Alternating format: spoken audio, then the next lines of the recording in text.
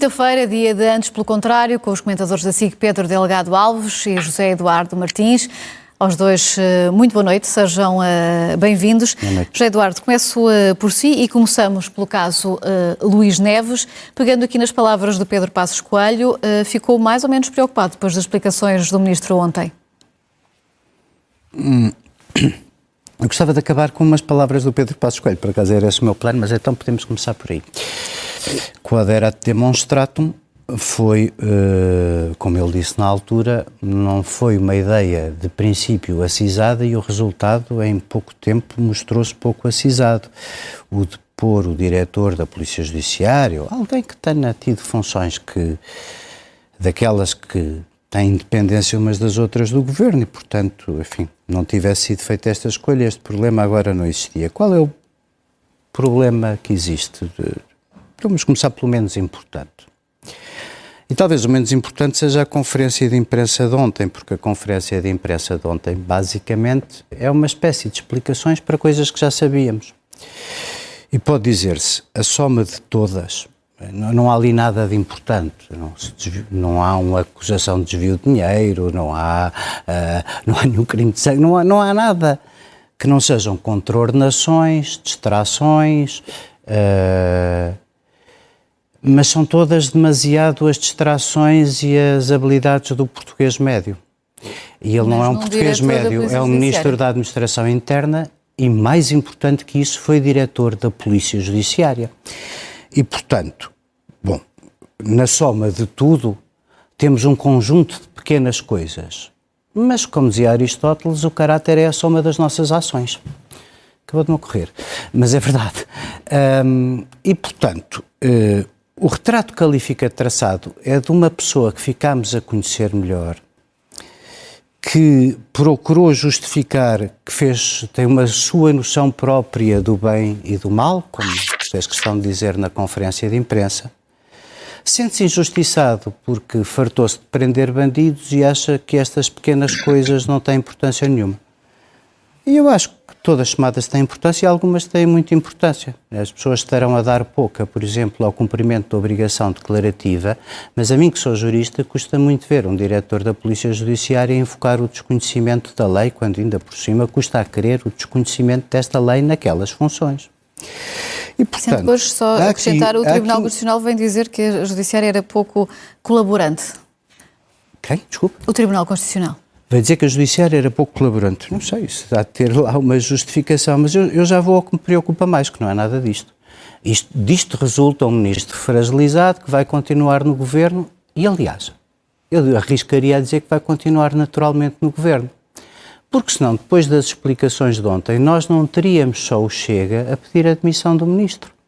A ver, a demissão é uma coisa que diz respeito ao ministro e ao primeiro-ministro, eu sobre isso não tenho opinião nenhuma. Tenho opinião sobre se a pessoa é o perfil indicado para o lugar ou não. Parece-me que a soma destas coisas, no mínimo, fragilizam politicamente e, portanto, isso não é bom para o governo, não é bom para ele, não é bom para ninguém. Isto dito, eu estou muito cansado, não quero perder o fio à meada, porque acho que o mais importante no fim do dia não é isso. Este caso é profundamente perturbador, não por Luís Neves, mas também pelo que revela o que aconteceu a Luís Neves. O processo penal, a acusação penal, tem tido em Portugal muita parra e pouca uva, muito pouco sucesso. Mas uma coisa que tem acontecido vezes demais para nós não nos preocuparmos muito e não termos que reconhecer que há um submundo que não dominamos. Eu a semana passada usei aqui a alegoria da caverna como imagem de sentir que só vejo as sombras e não vejo o mundo real. Obviamente, o que aconteceu a Luís Neves foi uma operação preparada dentro da Polícia Judiciária. A Polícia Judiciária é a polícia encarregue da investigação criminal. Que haja uma única gente que se presta a isto já é uma coisa que não deixa ninguém sossegada. Mas aqui, não havendo inquérito, houve informação dentro dada aos jornalistas com o propósito de queimar uma pessoa e atingiu o resultado. Ficamos a saber que isto em Portugal é possível e fácil. E se é possível e fácil com um pinguinho de substrato que tenha mais gravidade, porque é um ministro, se nós formos somar a isto a catadupa de violações do segredo de justiça e o que fizeram às pessoas, as pedras que atiraram às pessoas, o que lhes deram cabo da credibilidade da vida. Olha o João Galamba e a Operação Influencer, para não irmos mais longe. 2 anos e meio depois da queda de um governo, a investigação criminal do inquérito não conseguiu ser concluída e deduzir uma acusação. E, portanto, sabe, para sintetizar, eu acho que o Ministro teve mal, mas o Governo não tem por que o substituir, porque o clamor que aparentemente existe fora do Parlamento, no Parlamento com os partidos, pura e simplesmente não existe. PS, LIVRE, Bloco de Esquerda, PCP, toda a gente quer ouvir mais umas coisas, mas ninguém diz nada sobre o assunto, ok? Segundo lugar, o Ministro sai fragilizado, mas continua. Terceiro lugar, quem estiver a olhar para isto com atenção, aquilo com que se assusta é essencialmente o processo penal é das coisas que mais garantem que uma sociedade é democrática. A possibilidade de sermos todos tratados por igual contra a lei. Vão anos de, sem sucesso em acusações e condenações, nós pendurarmos uma série de pessoas na praça pública porque alguém deliberadamente usa e manipula informação que não devia nem usar nem manipular para este fim. E quando isso é possível em geral, perde-se um bocadinho o chão e a confiança em tudo. Pedro, o José Eduardo referia aqui a forma como os partidos estão a lidar com este caso. Está contente com a posição que o Partido Socialista tem assumido perante Luís Neves, nomeadamente José Luís Carneiro? Boa noite a ambos. Não é uma questão de contentamento, é uma questão daquilo que podem os partidos, pode o Parlamento e podemos nós fazer para obter esclarecimentos. A conferência de imprensa de ontem, que concordo em grande parte com o que o José Eduardo deu nota há instantes, não trouxe facto. Em primeiro lugar, vem muito tardiamente, ou seja, há aqui um efeito de prolongamento no tempo do impacto que isto tem, obviamente, na credibilidade de Luís Neves, e isso é um dado prejudicial ao Governo, mas também porque está associado à figura de um antigo diretor da Polícia Judiciária, à própria instituição da Polícia Judiciária. Portanto, há aqui uma dimensão temporal da gestão da crise que é problemática. E depois, os esclarecimentos de hoje, de facto, muitos deles são, não digo revisão da matéria dada, mas muito daquilo que confirma ontem Luís Neves, são os aspectos que já vinham sendo noticiados de uma forma ou de outra, talvez com um maior pormenor e com uma fita do tempo mais elaborada. E eu acho que o que é não sei se peculiar, mas o que é de assinalar naquela exposição inicial longa de Luís Neves, focou os 3 aspectos cruciais, já lá iria, que este tema convoca o tema das obrigações declarativas, convoca o tema das obras no monte, digamos assim, e depois ainda temos a temática do atrelado, portanto do reboque e da gestão dessa única questão interna da Polícia Judiciária que ali se encontra. Todos eles têm questões problemáticas e já lá iria, mas o meu ponto era mesmo, a nota final que Luís Neves dá relativo ao seu percurso na Polícia Judiciária. Eu acho que ninguém está a questionar a competência de Luís Neves enquanto Diretor Nacional da Polícia Judiciária, pelo menos em questões operacionais. Agora teremos seguramente dúvidas quanto à forma mais ou menos formal como certas decisões que têm que ser fundamentadas e documentadas e ter um rastro de papel atrás delas. Isto não é uma coisa de sumenos. Há uma frase de jurista alemão do século XIX que se diz muito, enfim, mas que sublinha que a forma é a irmã gêmea da liberdade e garante dos procedimentos, ou seja, é inimiga jurada do arbítrio e irmã gêmea da liberdade. Ou seja, a forma não é irrelevante, porque é a forma que dá segurança nas instituições e dá segurança à forma como as pessoas olham para as instituições. E nunca esteve em causa, o Luís Neves diz isso no fim, eu fiz o bem. Ninguém está a questionar que o Luís Neves fez o mal, ninguém questiona se fez o bem e se o fez bem.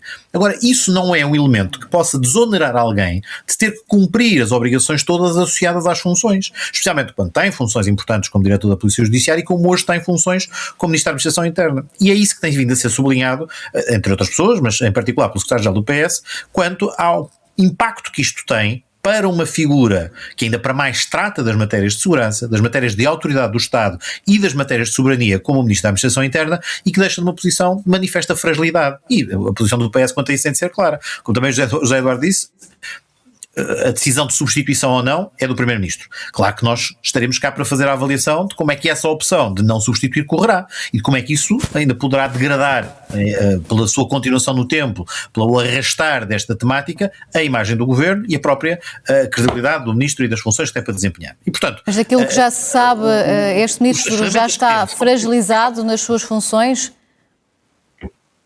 Não, eles, na sua credibilidade, pelo menos, ou seja, este período, mas eu acho que isso é evidente para todas as pessoas que olham para o tema. Isto é, eu há bocadinho referi, não só a demora no tempo fragilizou ainda mais, mas evidentemente estes 3 aspectos. Eu hoje ia focar talvez a questão das obrigações declarativas. Porque a questão das obrigações declarativas parece ser, mais uma vez, um detalhe, mas não é uma questão de sumenos.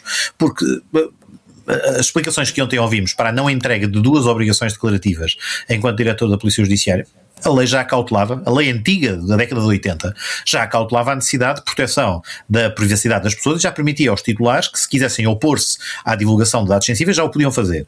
Em 2019, depois do RGPD estar em vigor e depois de maior preocupação com este sistema, isso até ficou expressamente na lei. Hoje garante-se que há dados que não são acessíveis pelas pessoas. Portanto, dessa perspectiva, havia um remédio que não era a não entrega da declaração. E a declaração de património, tenho dito isto várias vezes em vários locais, não só protege a integridade do processo de decisão, também é uma ferramenta de proteção em primeira linha das próprias pessoas.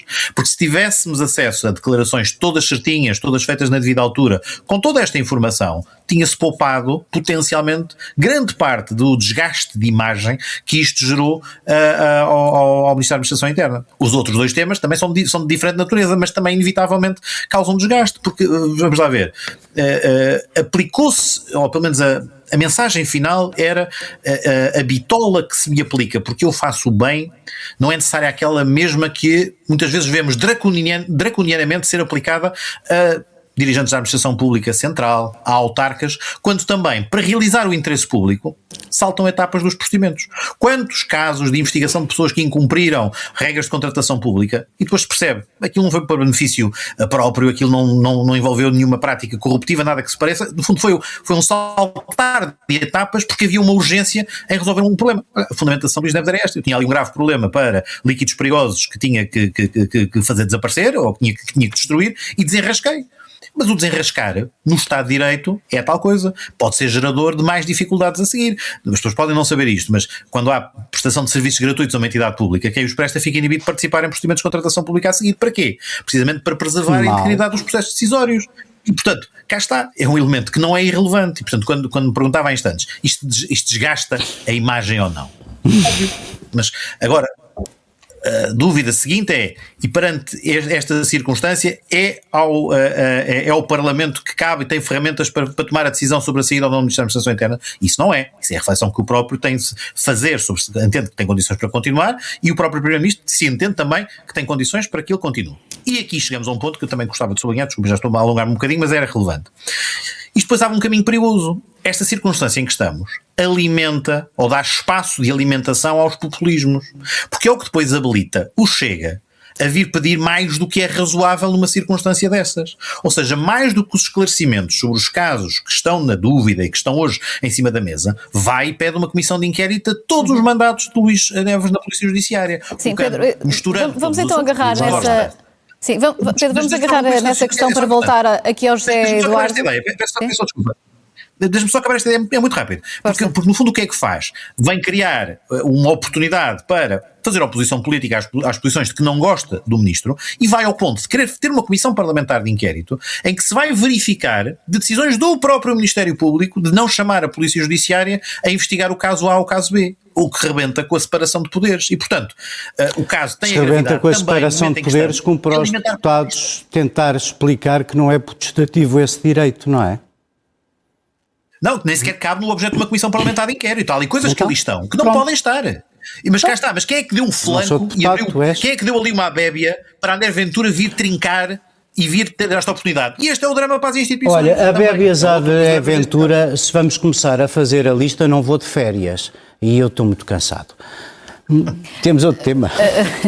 Pedro, eu vou pegar só nisto porque aqui o José Eduardo estava a fazer-lhe uma provocação que vai ao encontro daquilo que era a pergunta inicial. Ou seja, caberia aos partidos, nomeadamente ao PS, se ter posicionado de uma forma mais veemente relativamente não só a esta CPI, mas também a tudo aquilo que está a acontecer perante a imagem do Ministro da Administração Interna?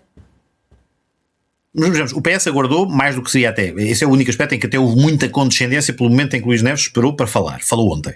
E na sequência de ter falado ontem, há coisas que permanecem em aberto. Hoje já sabemos que há uma iniciativa, não uma comissão de inquérito, mas uma vinda ao Parlamento, que vai ser suscitada e amanhã haverá uma conferência de líderes que há de avaliar este tema. Obviamente voltamos a não nos opor a que isto aconteça, porque os esclarecimentos adicionais necessários têm de ser prestados e têm de ser prestados perante o Parlamento, que é a peça que ainda nunca aconteceu. Nunca houve essa oportunidade até ao momento do Parlamento exercer a sua função fiscalizadora. Em função disso, que esperamos que desta vez a AD não obstaculize e que permita, o próprio Luís Neves disse que tem toda a disponibilidade e interesse em vir ao Parlamento, que venha ao Parlamento dar as explicações que ficaram por dar e, eventualmente, verificar então se daí se retiram ilações que não só o Primeiro-Ministro tem que tirar, mas seguramente também os partidos podem fazer esta avaliação final de se aquilo que se perguntou e não teve resposta foi suficiente, ou se as respostas são claras e são José Eduardo, só mesmo para fecharmos este tema e seguirmos em frente, foi a decisão do Presidente da Assembleia da República não chamar Luís Neves a esta comissão permanente, quando só o PSD é que se opôs a essa decisão. Era preciso unanimidade para tomar esta decisão? A Comissão Permanente tem regras. A Comissão Permanente significa que não está o plenário da Assembleia da República constituído e, portanto, a regra é o consenso para os trabalhos da Comissão Permanente. Mas o Pedro é muito mais capaz, se não tivesse gasto o tempo dele todo já, era muito mais capaz do que eu de explicar isso em detalhe. Vamos avançar. Este caso cruza-se com o que aconteceu no gabinete de André Ventura, que veio dizer, nomeadamente, que o material que desapareceu lhe foi fornecido por pessoas dentro da Polícia Judiciária. Portanto, estamos perante um crime na Assembleia da República e o Dr. André Ventura é denunciante ou queixoso, não é mais do que isso. O que diz ou não deixa de dizer, que vai dizer ao inquérito, porque a mim interessa-me pouco, porque eu achei basicamente que desde logo essa fantástica ligação misteriosa dos documentos muito importantes guardados num gabinete aberto, no mínimo revela estultice e pouca responsabilidade de quem os quer usar. Mas eu peço desculpa, perturba-me desde logo que este seja o segundo tema da nossa conversa. Perturba-me que um crime na Assembleia da República não seja o primeiro dos temas. Eu não tenho memória de nada tão grave na nossa democracia. Antes dela estar estabelecida, houve um cerco à Constituinte. E depois, puxem lá pela cabeça. É que eu puxo e lembro-me do exemplo de eu a dizer uns disparates que parece que hoje se dizem muito mais e a ameaçar outro deputado, que era o Afonso Candal, coisa que me envergonhou muito a mim e ao meu pai ainda mais. Há casos, como em todos os sítios há, de furtos de material abandonado, a vandalização do gabinete do líder do segundo partido parlamentar é o episódio mais grave da nossa democracia desde o cerco à Constituinte. E tem que ser tratado assim. Não pode ser tratado de outra maneira. Nós não podemos, só porque nos apetece, se calhar, chalacear com as coisas, encolher os ombros e fazer de conta que isto não se passou. E qual é a responsabilidade que aqui se retira? Eu não consigo perceber porque é que só hoje se abriu um inquérito. Quer dizer, acho que no primeiro dia se devia ter aberto um inquérito e acho que isto é a prioridade das prioridades. Esclarecer isto. Eu ontem ouvi aqui, e é importante esclarecer isto porque é evidente que houve sempre um crime. Porque se nós adotarmos a tese que metade do país está a achar que não tem importância e que se calhar por isso não vale a pena perdermos tempo, que existe também a possibilidade, como sempre existe na abertura do inquérito, e eu diria que quem joga ou descobre as diferenças e olha para aquelas fotografias não pode deixar de colocar essa possibilidade em cima da mesa, que é investigar a simulação de um crime. São as duas linhas de investigação penal possíveis, razoáveis, normais. Seja de que forma o Carlos Guimarães Pinto, ontem aqui nesta mesa, eu estava a ouvir, e não tenho, e é uma pessoa que admiro muito, portanto, seguramente eu senti a dor dele. Ele estava a dizer que não quer acreditar que possa ter ocorrido a simulação de um crime, porque isso faria do Chega o partido mais abjeto e perigoso, estou a citar, da democracia portuguesa. É claro que eu concordo. Se verificasse a simulação de um crime, seria isso, mas essa também não tem que ser a nossa primeira hipótese. Agora, não podemos, de maneira nenhuma, passar ao lado disto ser a prioridade. das prioridades. Não pode ficar dúvida sobre o que aconteceu no gabinete de André Ventura.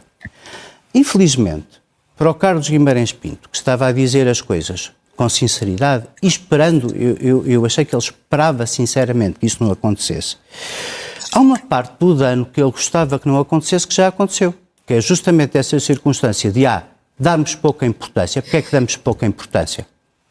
Porquê é que damos pouca importância? Isto era uma coisa para darmos a máxima importância. Se damos pouco, já é um sinal. E isso já tem uma consequência. E essa consequência,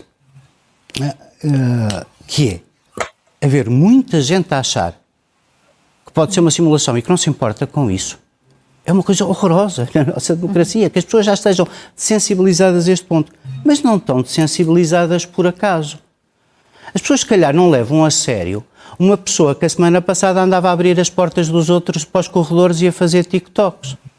As pessoas, se calhar, não levam a sério um conjunto de cabriolices do Chega que, chegados a este ponto, as pessoas, cada vez que vão conhecendo um deputado novo do Chega, ou anda a fazer comércio de malas, ou faz TikToks às 7 da manhã, é sempre tudo de um inusitado e de uma raridade que levou, e isso é que me choca, as pessoas a estarem sensibilizadas e a não exigirem, temos que passar como ao Pedro. temos que exigir, uma investigação rigorosa e urgente disto. Pedro, poupando agora algum do tempo que há pouco usou, concorda que corremos o risco de estar a normalizar esta situação, e qual é o tipo de responsabilidade que se pode retirar deste caso? Porque, independentemente da conclusão a que se chegue, as possibilidades que estão em cima da mesa representarão sempre um cometimento de um crime. Sempre. Sim, é sempre problemático. E eu até usava aqui uma expressão, vou usar um advérbio, há uma expressão que o Zé Eduardo não utilizou, que eu acho que é o que está na cabeça de muitas pessoas, é a plausibilidade disto poder de facto ter sido simulado. Ou seja, as pessoas interiorizaram, e por isso é que muitas podem desvalorizar, como sendo mais uma diatribe possível de encaixar no perfil de um determinado partido. Também ouvi o Carlos Guimarães Pinto, e de facto isto não se compara com aquilo que temos assistido ao nível de violência verbal, ao nível de atuações de desprestígio do Parlamento. Se isso se confirmasse, de facto, era uma matéria sem precedente e tinha que ir buscar-se à década de 30 do século XX noutros países, equivalente de operações de falsa bandeira para vantagem própria. E, portanto, temos que, enquanto pessoas que protegem e defendem o Estado de Direito, dar precisamente ao Chega as mesmas garantias que o Chega muitas vezes nega a outros.